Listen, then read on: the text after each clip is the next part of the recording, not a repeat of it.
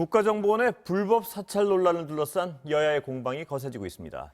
직접 사찰을 당했던 이상돈 전 국회의원 모셨습니다. 어서 오십시오. 네, 안녕하십니까. 자, 지금 공개되고 있는 상황을 어떻게 보세요, 의원님은? 네, 이게요. 우리가 대충 그냥 상상만 하고 추측만 했던 건데 2018년에 이제 국정원 과거사 규명위원회가 우연하게 이제 저와 관련된 문건을 발견했지 않습니까? 그래서 이제 구체적인 증거가 나와서 관련자들은 이제 검찰에 기소돼서 유죄가 확정이 됐죠. 근데 그러고 나서도 이제 관계되는 사람들이 국정원에 대해서 자기 파일을 요구할 수 있냐 없냐는 법적 근거가 분명치 않았는데 몇몇 사람들이 그 소송을 해서 승소했어요. 공개하라. 그래서 그 후에 이제 비로소 이렇게 한 열댓 명인가 자기 파일을 받아 봐서 이러다가 좀 최근에 문제가 본격적으로 커진 거라고 저는 봅니다. 당시에 이제 의원님도 사찰을 당하셨던 걸로 기록이 나왔는데요. 그때 대구 아내가 사찰을 당하고 있구나. 좀 감을 잡으셨습니까? 그런데요. 감이고 간에 이명박 대통령이라는 그 개인은요. 자기 목적을 위해서는 수단과 방법을 안 가릴 사람이라는 거 나도 알고 다 압니다. 그리고 적어도 그 당시 이명박이라는 사람이 이끄는 정권에 대해서 정면적으로 방지를 드는 사람은 뭔가 그런 게 있다는 거 당연히 각오를 하는 거죠. 그러니까 뭐 그리고 또 우리나라 의원들 말이죠. 카톡 막 안 씁니다. 그 맨 외국계 쓰지 않습니까? 그 항상 그런 걸 느끼고 사는 거기 때문에 뭐 그런 게 안 했다는 거는 그거는 저는 말이 안 된다고 보고요. 그 당시에 어느 정도 했는가 하는 것이고 또 사찰을 아주 정밀하게 하면은 본인이 못 느껴요, 저 피해자가. 근데 그걸 넘어서 뭐 공작을 한 거 아닙니까, 목적을. 저한테도 뭐 온갖 공작을 다 하고 저 아는 사람 몇 명 그런 게 있어요. 그러니까 그 당시는 돌이켜보면은 2009년이 그 미디어법 개정, 4대강 사업 뭐 이런 거에서 그 두 개를 위해서 수단과 방법을 안 가릴 때였고 거기에 대한 반대하는 사람들에 대해서는 그 고강도의 사찰과 공작을 국정원이 했다고 보는데 그것이 그런 국정원이 혼자 하고 다 했겠느냐? 그게 지금 관건 아닙니까? 그 당시 청와대 그 모든 원천은 청와대 아닙니까요? 청와대 대통령 혼자 하지 않지 않습니까? 그 아래 수석 비서관들이 그 명을 따라서 국정원 이렇게 연결했지 했다고 봐야죠. 근데 우린 증거는 없지만은 그래서 요새 문제가 되는 거죠. 그 두 가지 거기서 여쭤볼 게 있는데 일단 하나는 사찰 아주 어마어마한 사찰과 공작까지 있었다고 보시는데 그 대표적인 사례가 혹시 기억나시는 게 뭐예요? 그게 뭐 특별한 게 아니고요. 이거 저는 이제 개인 홈페이지를 가지고 있는데 다음이나 이런 게 아니고 그걸 보면 그냥 소통을 위해서 토론방 같은 거 뭐 의견 달게 만들어 놓으니까 그 2008년 한 여름부터 뭐 온갖 욕지거리 이렇게 하고 그리고 좀 납득이 안 되는 인터넷 매체에서 저에 대해서 아주 그냥 그 악담, 저질적인 비난하는 게 있고, 그리고 제일 극단적인 경우가 2009년 6월 제가 근무하는 중앙대학교 학교 앞에서 뭐 기자회견을 한다고 해서 시뻘건 플래카드하고 무슨 위장 보수 좌익 교수 물러가라 뭐 하고 심지어 제가 사는 아파트 단지 앞에까지 그거 몇 번을 했어요. 그 사람들이 그 자발적으로 한 거로 보입니까? 그 당연한 거지. 저는 뭐 직감적으로 배우는 뭐 어디다 느끼지만은 근거는 없지만은 그 저는 언젠간 드러날 것이다 했더니 뭐 이제 2018년에 와서 다 드러나. 그 공작 부분은 그렇고요. 그 사찰 중에 이제 지금 여당의 몇몇 분들은 일반적인 세평 수집 수준이었지 불법적인 건 없었을 것이다 이런 얘기를 하는데 그건 어떻게 도감청이나 불법적인 부분이 있었다고 보시는 건가요? 그런 게 있었다고 하지 않겠습니까? 세평 그러면 이제 인사 자료 같은 데에서 나타난 거 가지고 그거 있잖아요. 그것만은 아니죠. 그리고요, 그게 그것도 하나 제가 개인적인데 박근혜 정부 때 김기춘 비서실장이 있을 때입니다. 제가 이제 말하자면 박근혜 대통령을 도와서 이제 총선 대선 치렀지 않습니까? 그 기자가 김기춘 실장한테 왜 박 대통령은 이상돈 교수를 기용하지 않습니까? 물어봤더니 김기춘 실장이 한 말이 사람은 밖으로만 봐서는 알 수가 없어.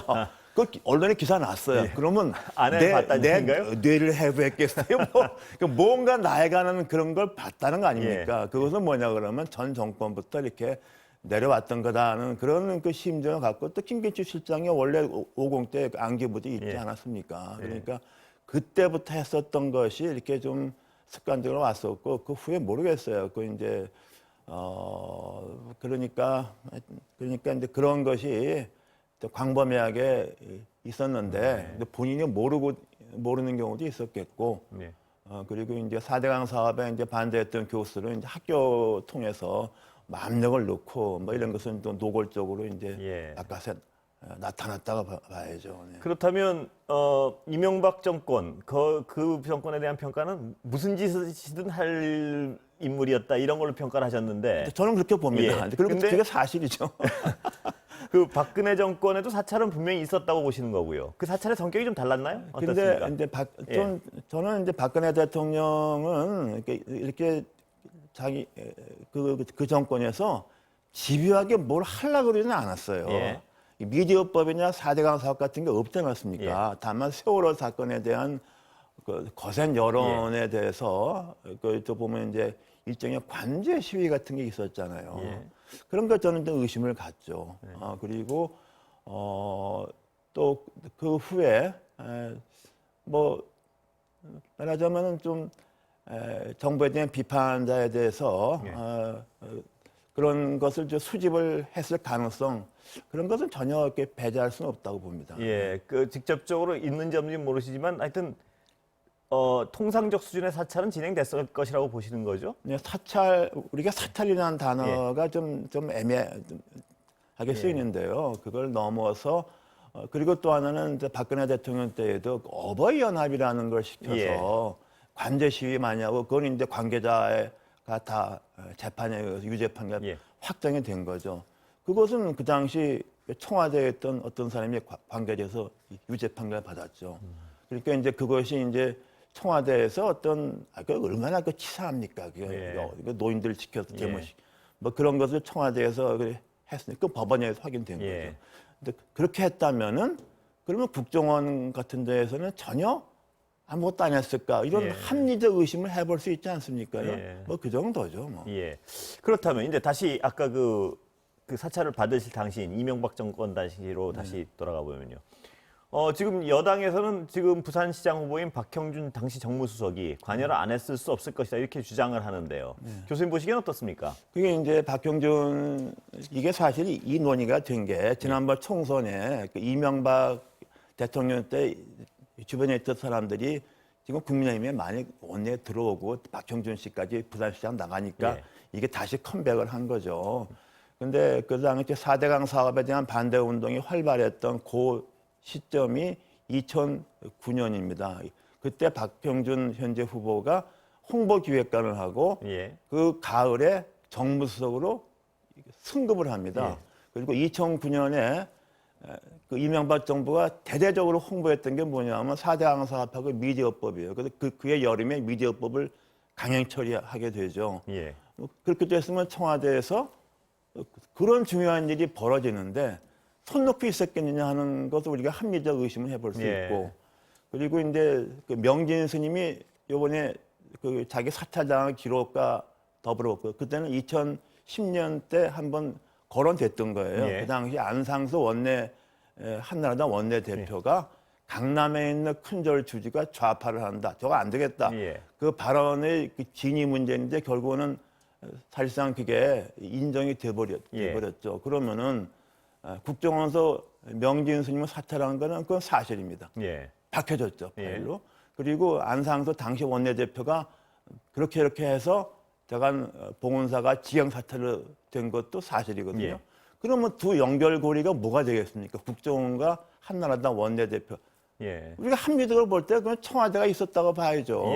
그 모든 것의 근원은 대통령 아닙니까, 당시. 그러니까 그 당시에 민정수석, 정무수석이었던 거기가 이런 데 대해서 몰랐다는 것은 이건 이해가 안 되고 어쩌면 뭐 우리가 거기서는 더 이상 알 수가 없죠. 보다 중요한 일을 했을 수도 있다는 우리가 좀 합리적인 의심을 할 수 있다는 것이죠. 그렇다면 의원님은 박형준 지금 후보가 구체적인 해명이 있어야 된다고 보시는 입장이시군요. 어떻습니까? 네, 구체적인 해명을 해도 본인이 그렇게 완전히 인정하면 후보를 그만둬야 되지 않습니까? 그러니까 그렇게 나오기 어렵고 또 하나는 확정적인 것이 증거든 내기야 그냥 합리적 의심을 제기하는 거지 현 단계에서는 그렇게 확정적으로 이렇게 그렇게 말하기가 어렵다고 봅니다. 합리적 의심을 제기하는 측에 대해서 어떤 구체적인 해명이 있어야 될 것이다 이 입장이신가요? 네, 그러니까? 구체적 해명을 하면 좋은데 현재 뭐 해명을 하지 않고 뭐 하늘과 땅을 봐도 나는 뭐 아무 잘못 없다. 뭐 이 정도 답변만 나오고 있는 건데 그러니까 현재로서는 뭐 우리가 더 이상 얘기하기 어렵습니다. 근데 교수님이 말씀하신 걸 다시 정리해 보면 그 당시엔 그 당시 어떤 정권의 성격상 불법적인 걸 포함한 사찰과 공작이 있었고 있었다는 게 하나의 사실 합리적 추정이고 직접 당하셨고요. 그 다음에 그 과정에서 당시 정무수석은 모를 수가 없었다는 게 합리적 의심이라 이 말씀이시죠? 네, 그렇죠. 그 대통령이 이게 모든 거의 정상은 당시 이명박 대통령이고 그럼 대통령이 모든 거 자기가 직접 국정원에 전화를 하겠습니까? 자기가 직접 한나라당 뭐 이렇게 지시하겠습니까? 그게 아니잖아요. 그 아래 수송하지 않겠습니까? 그러니까 2009년과 10년에 있었던 그 미디어법 개정 강행 처리의 4대강 사업 강행에 대해서 수석들이 그럼 뭘 했다는 겁니까? 저는 거기에 대해서 뭐 나는 모른다는 것은 저는 또 신뢰하기 어렵습니다. 그 당시에 뭐 이건 약간 다른 얘기인데요. 의원님 당시 교수 당시에 어떤 소위 이른바 어떤 그분으로는 보수 측 인사였단 말입니다. 근데 왜 이명박 정권이 이렇게 강한 사찰을 했다고 보시는 건가요? 그러니까 일단 4대강 제가 4대강 사업에 비판하시고 뭐그 교수 모임의 공동 대표죠. 국민소통당 공동 대표를 제가 자의반 타의반 해서 제가 말하자면 그 당시 반정권 단체의 수계였습니다. 그런 용어가 나옵니다, 실제로. 그래서 그런 거예요. 그럼 지금 야당에서는 털만큼 털었을 때 안 나오다가 지금 선거 앞두고 지금 국정원장이 장난을 치는 것이다 이런 식의 어떤 반응인데 그거에 대해서 어떻게 평가하십니까? 근데요, 이게 제가 말씀드렸잖아요. 이거는 좀 저에 나온 공문에 근거해서 이렇게 청구하니까 처음에는 국정원이 공개 안 했어요. 법원에 가서 공개하라는 판결이 나온 게 지금 얼마 안 됩니다. 그래서 그 판결에 근거해서 더 많은 몇몇 사람들이 추가적으로 국회의원 몇몇 사람 포함해서 심상정 의원을 포함해서 구체적으로 그냥 내 팔 다 날아주는 게 아니고요. 어느 시점에 이러이러한 게 있으니까 거기에 근거해서 공개하라고 청구를 하는 거니까 그러니까 뭐 국정원이 과거에 다 들여다봤는데 지금 새 사람들에게 뭐 한다는 게 아니라 이게 국정원 과거사위에서 저에 관련된 공문이 나온 거 그거에 대해서 최소한도만 공개가 됐고 그것에 근거해서 소송을 제기해서 승소를 해서 비로소 명진 스님 등등등등 이렇게 지금 공개가 되니까 지금 이게 커지고 있는 거죠. 시간은 다 됐는데 마지막 하나 여쭤보고 끝내겠습니다. 그러면 의원님은 본인 정보에 대한 또 추가 공개를 법적으로 요구하실 생각이 있으신 건가요? 어떻습니까? 저는 솔직히 이거 또 지난일을 덮어주고 싶습니다. 전 정권 일인데 근데 지금 이 박형준 후보 등등 이게 다시 그냥 컴백이 돼 버렸잖아요. 그래서 이게 저도 그냥 과거 일로 솔직히 저 관계된 거 보기 싫어요. 그거 보면 좋습니까? 근데 지금 뭐 좀 불가피하게 공개 신청을 해야 될 것 같습니다. 하실 그런 예정이라는 과정이 말씀이시죠? 있습니다. 그 혹시 신청하신다면 결과 나오면 다시 모시겠습니다. 오늘 감사합니다.